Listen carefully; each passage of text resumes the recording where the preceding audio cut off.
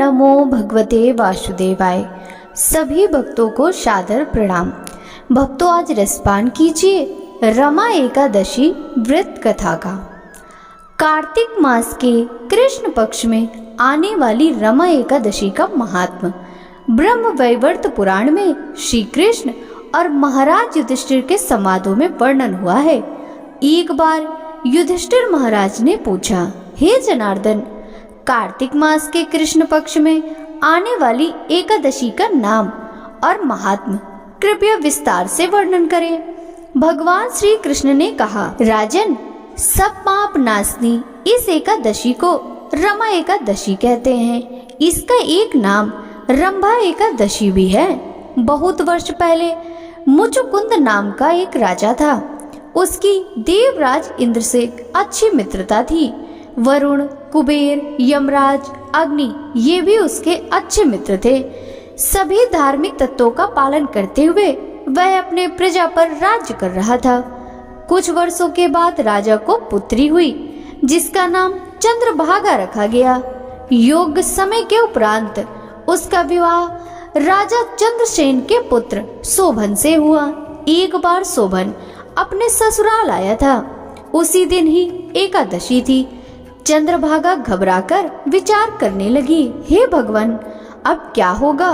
मेरे पति बहुत ही कमजोर हैं, उनसे भूख सहन नहीं होती। मेरे पिताश्री बहुत ही कठोर हैं। दशमी के दिन ही अपनी प्रजा में सेवकों को भेजकर एकादशी को अन्न कोई भी न खाए यह आदेश देते हैं। शोभन ने इस नियम के बारे में सुना और पत्नी को कहा, हे प्रिय, अब मैं क्या करूं? मेरे प्राण बचाने के लिए और राजा की आज्ञा को मानने के लिए मुझे क्या करना चाहिए? चंद्रभागा ने कहा, हे स्वामी, मनुष्य तो क्या, हाथी, अश्व तथा अन्य प्राणियों को भी आज हमारे पिताजी के साम्राज्य में कुछ भी खाने नहीं दिया जाता। अगर आपको कुछ खाना है तो आपके घर आपको लौटना पड़ेगा। इसलिए योग्य विचार करके आप उचित निर्णय लीजिए। अपनी पत्नी की बात सुनकर शोभन ने कहा, तुमने सत्य कथन किया है, परंतु आज एकादशी व्रत करने की मेरी इच्छा है। मेरे भाग्य में जो होगा वही होगा। इस प्रकार सोचकर शोभन ने उस दिन एकादशी का व्रत किया, पर भूख प्यास से वह व्याकुल होने लगा। सूर्यास्त के समय धर्मपरायण जीवात्मा और वैष्णव प्रसन्न हुए। भगवान के नाम संकीर्तन में उन्होंने रात भर जागरण किया, परंतु भूख के कारण शोभन ने अपना शरीर त्याग दिया। सूर्योदय के पूर्व ही मुचुकुंद राजा ने शोभन के शरीर का अंतिम संस्कार भी कर दिया, लेकिन चंद्रभागा को सती हो जाने की अनुमति नहीं दी। पति के श्राद्ध के पश्चात चंद्रभागा अपने पिता के घर रहने लगी। रमा एकादशी के पालन से शोभन मंदार पर्वत के शिखर पर बसने वाले देवपुरी राज्य का राजा बना। रत्नों से सुशोभित सुवर्ण के खंभे और अमूल्य हीरे मोतियों से जड़ित राजभवन में वह रहने लगा। अनेक आभूषणों से युक्त शोभन बहुत सारे गंधर्व और अप्सराओं के द्वारा सेवित था। मुचुकुंदपुर का सोम शर्मा नामक ब्राह्मण तीर्थों की यात्रा करते हुए अचानक एक दिन देवपुरी में पहुंचा। शोभन को अपने राजा का जमाता समझकर वो उनके पास गया। ब्राह्मण को अपने सामने देखकर राजा अपने सिंहासन से उठे और प्रणाम करके ब्राह्मण के सामने खड़े हो गए। उसके पश्चात राजा ने ब्राह्मण का, राजा मुचुकुंद का, चंद्रभागा तथा मुचुकुंदपुर की प्रजा का कुशल मंगल पूछा। सभी लोग सुख से और शांति से रह रहे हैं, ऐसा ब्राह्मण ने उत्तर दिया। आश्चर्य से ब्राह्मण ने राजा को पूछा, हे राजन, इतनी सुंदर नगरी मैंने कभी नहीं देखी। ऐसा राज्य आपको कैसे प्राप्त हुआ? इस विषय में आप हमें बताइए। तभी राजा ने कहा, रमा एकादशी का व्रत करने से यह अशाश्वत राज्य मुझे मिला है, लेकिन ये राज्य किस प्रकार शाश्वत होगा, इस विषय में आप मेरा मार्गदर्शन करें। शायद अश्रद्धा से मैंने इस व्रत का पालन किया होगा, इसलिए यह अशाश्वत राज्य मुझे मिला है। कृपया आप ये सब चंद्रभागा को कहिए। मेरे मत के अनुसार केवल वह इस राज्य को शाश्वत बना सकती है। यह सुनकर वह ब्राह्मण मुचकुंदपुरी में लौट आया। चंद्रभागा को पूरा वृतांत कथन कह सुनाया। सब सुनकर चंद्रभागा ने कहा, हे ब्राह्मण देव, आप जो कुछ भी कह रहे हैं वो मुझे केवल एक स्वप्न के भांति प्रतीत हो रहा है। ब्राह्मण ने कहा, हे राजकन्या, मैंने स्वयं तुम्हारे पति को देवपुरी में देखा है। उसका राज्य सूर्य के समान तेजस्वी है। उस राज्य को शाश्वत बनाने की विनती तुम्हारे पति ने की है। चंद्रभागा ने कहा, हे ब्राह्मण, मैं अपने पुण्य के प्रभाव से वो राज्य शाश्वत बना दूंगी। आप वहां मुझे ले चलिए। अलग हुए दोनों को पुनः मिलाने का पुण्य आपको प्राप्त होगा। उसके पश्चात सोम शर्मा ब्राह्मण ने चंद्रभागा को मंदार पर्वत पर वामदेव के आश्रम में ले गए और उन्हें पूरा वृतांत सुनाया। वामदेव ने चंद्रभागा को वैदिक मंत्र की दीक्षा दी। वामदेव से प्राप्त मंत्र के प्रभाव से तथा रमा एकादशी के पालन से चंद्रभागा को दिव्य शरीर प्राप्त हुआ। उसके बाद वह अपने पति के सामने गई।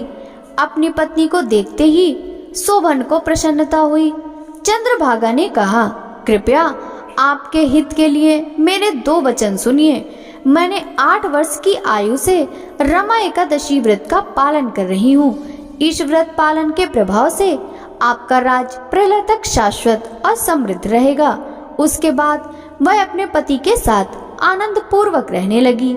इसीलिए हे राजन, रमा एकादशी ये कामधेनु अथवा चिंतामणि समान सभी की सभी इच्छाएं पूर्ति करने वाली है। भगवान श्री कृष्ण ने आगे कहा, हे राजन, इस प्रकार मैंने तुम्हें इस एकादशी के महात्म का कथन कह सुनाया। कृष्ण पक्ष की तथा शुक्ल पक्ष की दोनों भी एकादशी का व्रत करने वाले को मुक्ति मिलती है। जो भी इस व्रत की महिमा सुनता है वह सभी पापों से मुक्त होकर आनंद से वैकुंठ लोक की प्राप्ति करता है। बोलिए श्री कृष्णचंद्र भगवान की जय। एकादशी माता की आरती।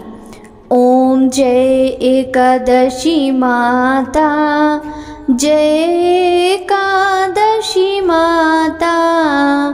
विष्णु पूजा व्रत को धारण कर शक्ति मुक्ति पाता। ओम जय एकादशी माता, तेरे नाम गिनाऊं देवी, भक्ति प्रदान करनी, गड़ गौरों की देनी माता, शास्त्रों में वरनी। ओम जय एकादशी माता, मार्गशीर्ष के कृष्ण पक्ष की उत्पन्ना, विश्व तारिणी जनमी, शुक्ल पक्ष में होई मोक्षदा, मुक्तिदाता बने आई। ओम जय एकादशी माता, पौष के कृष्ण पक्ष की सफला नाम के है, शुक्ल पक्ष में होए पुत्रदा, आनंद अधिक रहे। ओम जय एकादशी माता, नाम षट तिला माघे मासे में कृष्ण पक्ष आवे, शुक्ल पक्ष में जया कहावे, विजय सदा पावे। ओम जय एकादशी माता, विजया फागुन कृष्ण पक्ष में, शुक्ला आमल की, पाप मोचनी कृष्ण पक्ष में, चैत्री महाबल की। ओम जय एकादशी माता, चैत्र शुक्ल में नाम कामदा, धन देने वाली, नाम वरुतनी कृष्ण पक्ष में, वैशाख महावाली।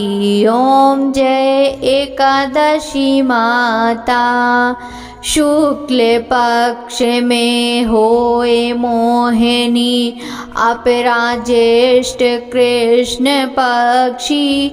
नाम निर्जला सब सुख करनी, शुक्ल पक्ष रखनी।